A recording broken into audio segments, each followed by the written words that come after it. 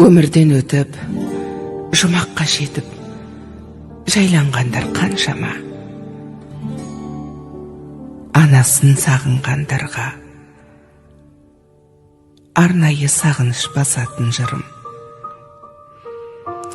Келмесіне кім қияды анасын, түс көргендей болып пенде қаласың. Анаң ғана мәңгі өмір сүрердей жаулайды екен перзентінің санасын. Мейлі анаң 100-ден асып кетсе де, кәрілігі қуып жүріп жетсе де, перзент үшін қартаймайды анасы, қиындықпен сынақтардан өтсе де.